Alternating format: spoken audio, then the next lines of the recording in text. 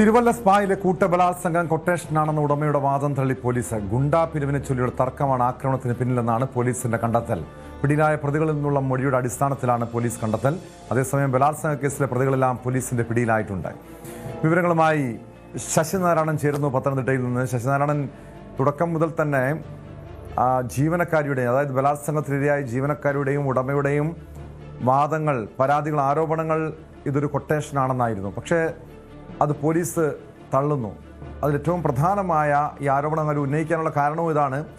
ആക്രമണത്തിനെത്തിയ ഗുണ്ടകൾ അവർ തന്നെ സൂചിപ്പിച്ച കാര്യമാണ് ഇതൊരു കൊട്ടേഷൻ ആക്രമണമാണെന്ന്. മാത്രമല്ല അവിടെ ഈ സ്പാ സെൻ്ററുകൾ തമ്മിൽ ചില ബിസിനസ് സംബന്ധമായ തർക്കങ്ങളുണ്ട്. അതുകൊണ്ട് തന്നെയാണ് ആ രീതിയിലുള്ള സംശയത്തിലേക്കും വഴിവെച്ചത്. എന്തുകൊണ്ടാണ് ഇത് പോലീസ് പൂർണ്ണമായും തള്ളുന്നത്? ഈ ക്രിമിനലുകളുടെ, പ്രതികളുടെ വാദം പൂർണ്ണമായും അന്വേഷണ സംഘം വിശ്വാസത്തിലെടുക്കുകയാണോ?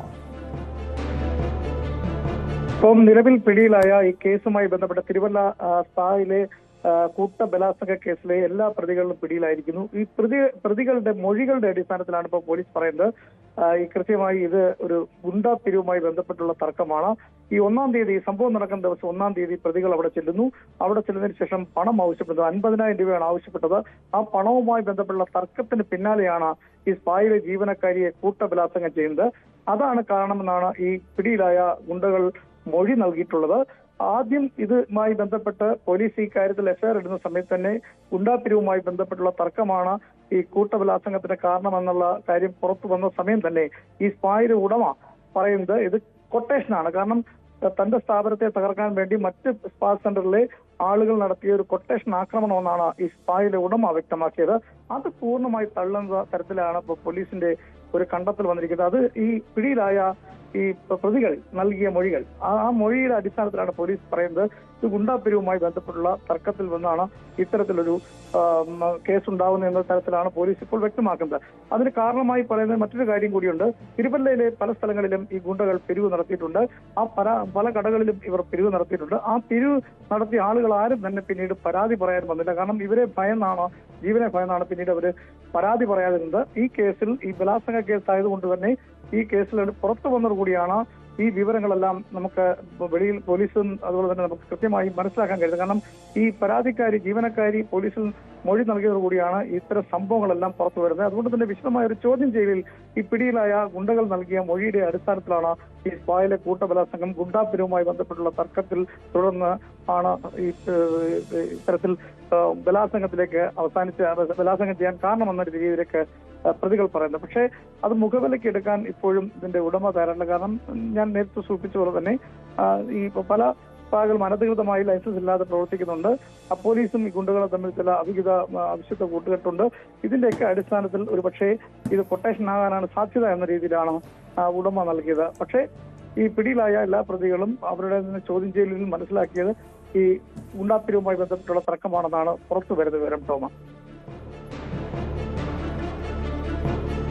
തീർച്ചയായും ശശിനാരായണൻ, ഇവിടെ തുടക്കം മുതൽ തന്നെ പോലീസിനെതിരെ മറ്റൊരു ആരോപണമുള്ളത് മാസപ്പടി വിവാദമാണ്.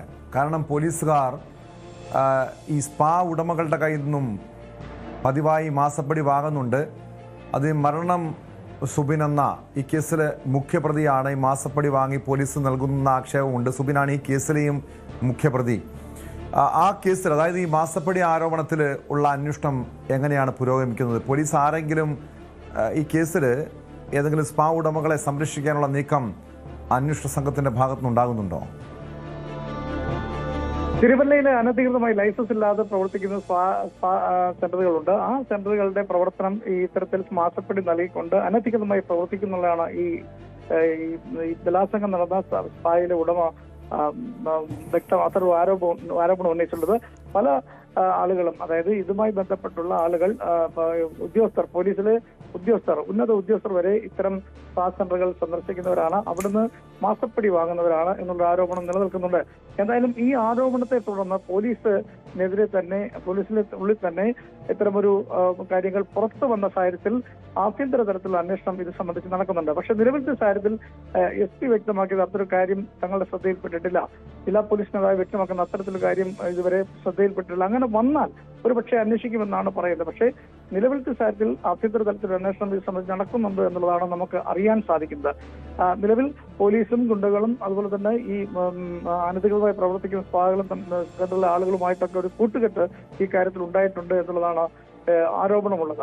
അതുകൊണ്ട് തന്നെ വിശദമായ ഒരു അന്വേഷണം ആഭ്യന്തര തലത്തിൽ നടക്കും. അങ്ങനെ ആരെങ്കിലും ഇതുമായി ബന്ധപ്പെട്ട ഉദ്യോഗസ്ഥർക്ക് പങ്കുണ്ടെങ്കിൽ അവർക്കെതിരെ കർശന നടപടി സ്വീകരിക്കുമെന്നും ജില്ലാ പോലീസ് മേധാവി വ്യക്തമാക്കിയിട്ടുണ്ട്.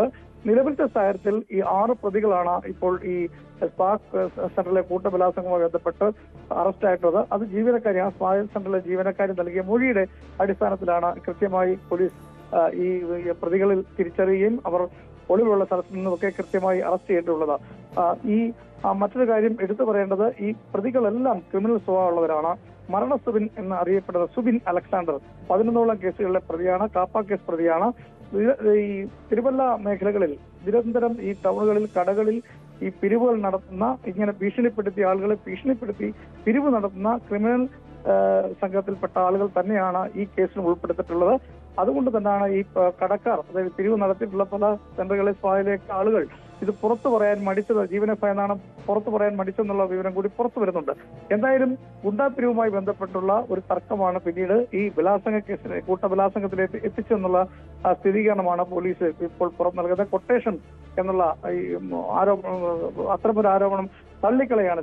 അതല്ല, ഗുണ്ടാപിരിവുമായുള്ള തർക്കം മാത്രമാണെന്നുള്ളതാണ് പോലീസ് ഇപ്പോൾ ഈ കേസുമായി ബന്ധപ്പെട്ട് നൽകുന്നത്.